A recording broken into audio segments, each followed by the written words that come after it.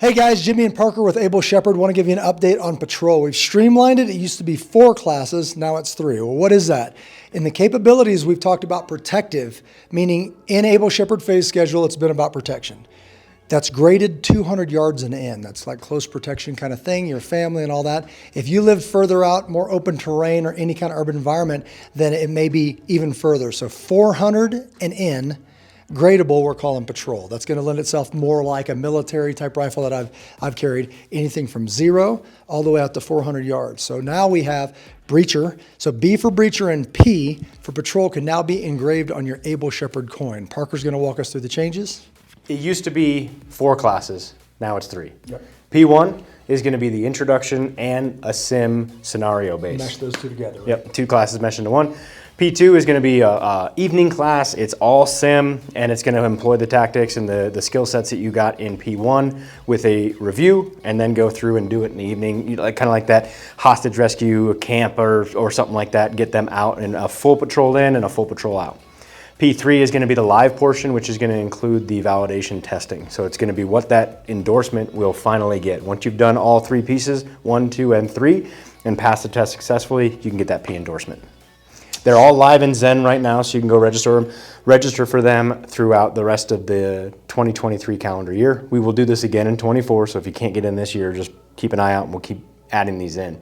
Talking about the gear setup and what the requirements are for the test. Throw this on there. This not a requirement, recommendation. You know, we've tried to get rid of camouflage because it just looks a little bit intimidating and people think, oh, this is for military only. This is for, you know, advanced, way advanced. It just means, what's the point in being out there in the woods and walking around and getting that kind of distance capability wearing an orange shirt, right? So you could throw this on top. I've had this for years and years and years. I got it at Cabela's a long time ago. It's a leafy suit. There's pictures of me wearing this thing in like the Navy Exchange, or there was back in the day. Look, U.S. Navy SEAL, super light, so it could be used in the summertime. So something to break up, you know, the V's in your body, like your armpits, and breaking up that shape like a man kind of thing. So as throwing this right over your gear, you know, having some kind of pistol belt. This is the attack pack setup, meaning that having a kidney belt that's also going to transfer the weight of this pack. Now on this one you are required. On that live test, it starts with camping out overnight. So getting some kind of bivy sack or a tent, something that doesn't have to be a whole lot, but having something that you're going to pack in there. It could be spend the night in it, and we're just going to hang out. There's nothing tactile about that. We're going to hang out, or burn some wood if permittable. If not, we'll do a gas fire, hang out. But in the morning, once we get the test set on a Saturday morning, we're going to pack everything up. It's got to be on your pack. It doesn't have to be super heavy. I wouldn't wear this configuration with anything really heavy. The benefit here is I get to wear my pistol. Again, you don't have to wear your pistol, but we're trying to work through this and figure all this out. This one, he has a pistol on. His pistol belt became the kidney belt for this. Again, if it exceeds too much weight, I wouldn't use this for this, putting it down, picking it up. You can use this bundle as a shooting rest. When you put it out there, you put your rifle on the shooting rest. So go ahead and show them what you got going on. You want to talk through your setup real quick of what you're using as far as the selection? For the pistol, it's going to be the same. There's not going to be a pistol portion to the test, but you're welcome to carry it.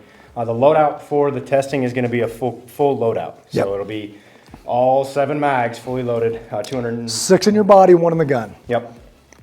Gun choice is going to be out to that 16 or longer inch barrel. So this is a DDM4 Pro, V7 Pro from Daniels. It's an 18-inch barrel, not required. Parker want to get fancy. I got a sale on it. Get the sexy gun.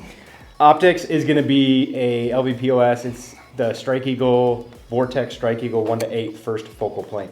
Where first and second focal planes, biggest difference is the BDC calculation that is in the optic itself will work in all of the different zoom magnifications. So whichever magnification setting you're at, it will actually calculate correctly. So what you're seeing on the glass is true. It's true at 100 yards, it's true at 400 yards, and you know, to aim.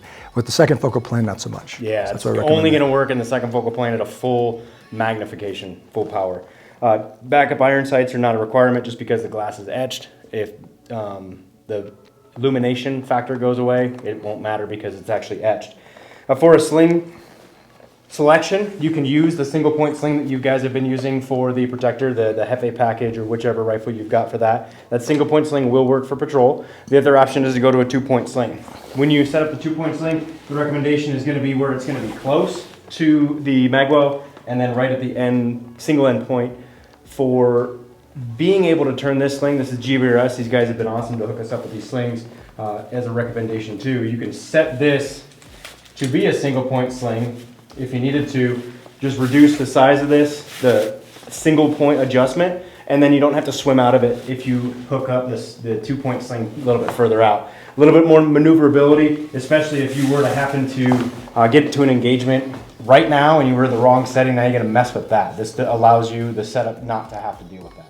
Awesome. So the stuff that you normally use, we went with a minimalist, like this is the Tactical Tailor chest rig, minimalist, like to hold just your ammunition on your body. That's what we went with. If you go with body armor, that's great, but not many times have I patrolled out like for long distances with body armor on. Extreme hot, extreme cold, typically don't wear it. Now in urban environments that may be different, but you can throw this rig right on top of your body armor, so it just gives you some modularity. Can we pop this off real quick? Just freeze for a second. So we get to camp and we can just basically pop these Fastex, drop my bedroll. This is obviously not the ideal color. I'm working with the size. I'm gonna go a little bit smaller than this, but inside here is my entire sleeping system, which means in the tent, I've pulled the poles out that are right here. If I flake this out, it is my tent, it is my sleeping bag, it is my ground pad. I just basically put it on the ground, put poles in, and I'm done.